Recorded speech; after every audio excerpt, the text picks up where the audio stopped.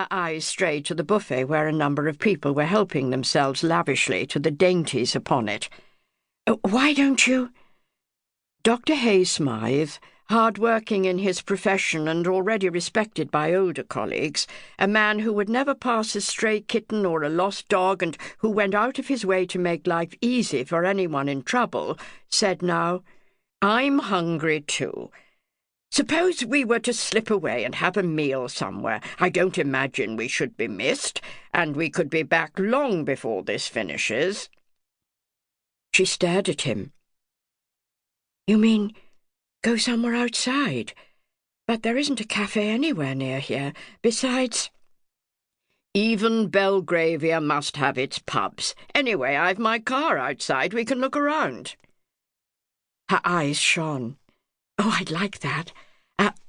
Must I tell my stepmother?" "Certainly not. This door behind you, where does it lead? A passage to the hall? Let's go now."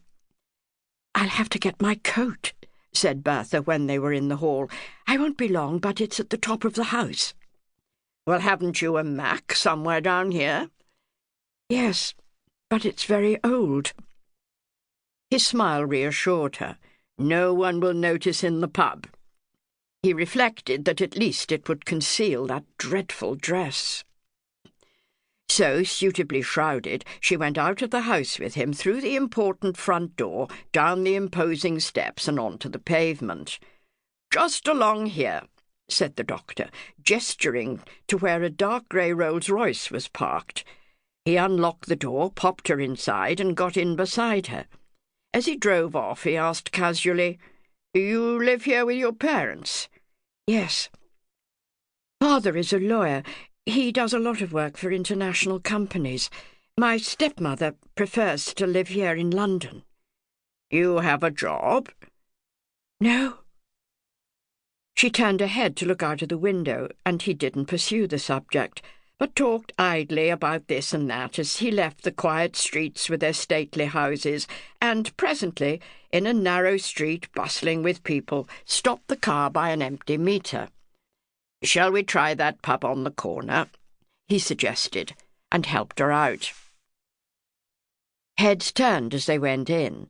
They made an odd couple, he in black tie and she in a shabby raincoat, but the landlord waved them to a table in one corner of the saloon bar and then came over to speak to the doctor.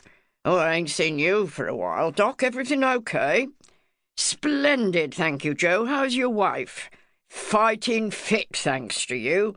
What'll it be?" He glanced at Bertha. "And the little lady here. Nice drop of wine for her?" "We're hungry, Joe." "The wife's just this minute dished up bangers and mash. How about that, with a drop of old and mild?" Dr. Hay-Smythe raised an eyebrow at Bertha, and when she nodded, Joe hurried away to return presently with the beer and the wine, and 5 minutes later a laden tray. The homely fare was well cooked, hot and generous. The pair of them ate and drank in a friendly silence until the doctor said quietly, "Will you tell me something about yourself?" "Oh, there's nothing to tell. Besides, we're strangers. We're not likely to meet again." She added soberly, "I think I must be a little mad to be doing this." "Well, now, I can't agree with that. Madness, if at all, lies with people who go to parties and eat too much and drink too much and don't enjoy themselves, whereas you and I have eaten food we enjoy and are content with each other's company." He waited while Joe brought the coffee he'd ordered. "Being strangers, we can safely talk knowing that whatever we say will certainly be forgotten." "I've never met anyone like you before," said Bertha. "Oh, I'm perfectly normal. There must be thousands exactly like me." He smiled a little. "I think that perhaps you haven't met many people. Do you go out much? The theatre, concert, sports club, dancing?"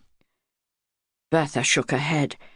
"Well, no, I do go shopping, and I take my stepmother's dog out and to help when people come for tea or dinner, that kind of thing." "And your sister?"